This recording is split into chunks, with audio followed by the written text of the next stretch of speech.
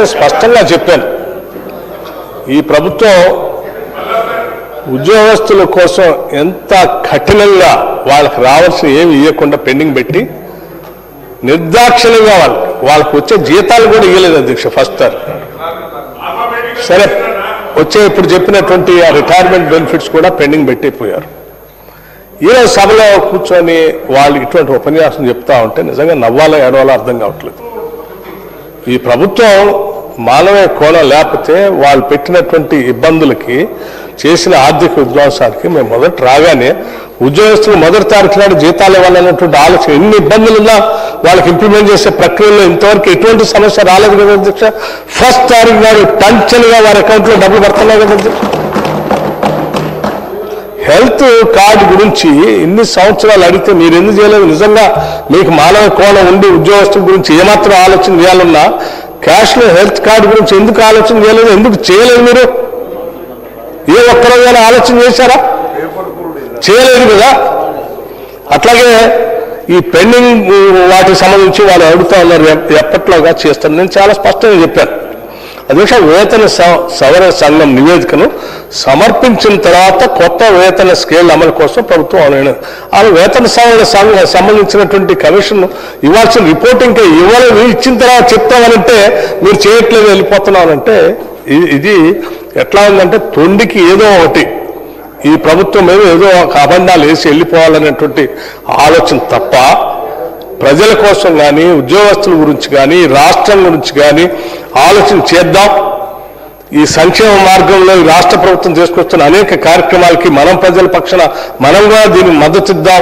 లేకపోతే ఈ ప్రభుత్వం అనేక రకాలైన సవాళ్లు ఎదుర్కొంటుంది, ఆ సవాళ్లను ఎదుర్కొని కూడా నిలబడి నిటారుగా రాష్ట్ర ప్రభుత్వం అభివృద్ధి కోసం ముందుకు పోతా ఉంది. ఆ ముందుకు పోయే క్రమంలో మనం రాష్ట్ర అభివృద్ధికి అడ్డంకి కాకూడదు. రాజకీయ విభేదాలు అనేక ఉన్నప్పటికీ కూడా రాష్ట్ర అభివృద్ధి గురించి మాత్రం మనం అడ్డంకి అయ్యి రాష్ట్ర అభివృద్ధిని ఆపితే ప్రజలకు నష్టం జరుగుతున్నట్టు కనీస సోయి కూడా లేకుండా ఈ రకంగా మాట్లాడిపోవటం అనేది చాలా బాధాకరం అధ్యక్ష. నేను ఇప్పటికి కూడా చెప్తా ఉన్నాను మీ ద్వారా, రాష్ట్ర ప్రభుత్వం ఉద్యోగుల గురించి కానీ ప్రజల గురించి కానీ రాష్ట్ర ప్రభుత్వం చాలా సిద్ధశుద్ధితో పనిచేస్తూ ఉంది అధ్యక్ష. రాష్ట్రంలో ఉన్నటువంటి ఉద్యోగ సంఘాల నాయకులతో కూడా ఎప్పటికప్పుడు, గతంలో ఎప్పుడు ఉద్యోగ సంఘాల నాయకులతో వాళ్ళు చర్చలు కూడా చేయలేదు అధ్యక్ష. మేము జేఏసీ వాళ్ళందరితో అనేక సార్లు కూర్చొని వాళ్ళ సమస్యలన్నీ విని సాధ్యమైనంత వరకు పరిష్కారం చేయడం కోసం అన్నీ చేసుకుంటూ పోతున్నాం.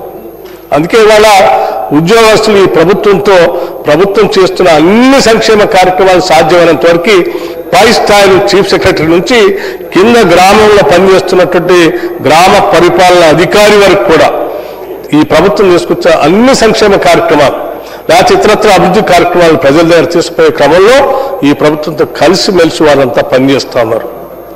మీలాగా ఆనాటి మీ ప్రభుత్వం మీద అనేక సార్లు వాళ్ళు సవాలు చేసేటువంటి ప్రయత్నం చేశారు, లేకపోతే రకరకాలు భయపెట్టి వాళ్ళందరినీ కట్టడి వేసి స్వేచ్ఛ స్వాతంత్రం లేకుండా బంధించారు. ఈరోజు వారికి కూడా మేము స్వేచ్ఛ ఇచ్చాం. ఈ ప్రభుత్వం కేవలం ఆర్థిక సంస్కరణలే కాదు అధ్యక్ష, ఒక సామాజిక లేకపోతే ఒక ప్రజాస్వామ్య సంస్కరణ కూడా తీసుకొచ్చింది, ఫ్రీడమ్ ఆఫ్ ఎక్స్ప్రెషన్ కూడా తీసుకుని వచ్చింది. ఏ సంఘమైనా నిర్భయంగా ఈరోజు ముఖ్యమంత్రి గారిని కలవచ్చు, మంత్రుల్ని కలవచ్చు, నన్ను కలవచ్చు, ఏది కావాలన్నా మాట్లాడుకుని ఒక డైలాగ్ ద్వారా కూర్చొని సమస్యల పరిష్కారం చేసుకునే దశలో ముందుకు వెళ్తున్నాం అధ్యక్ష. నమస్కారం.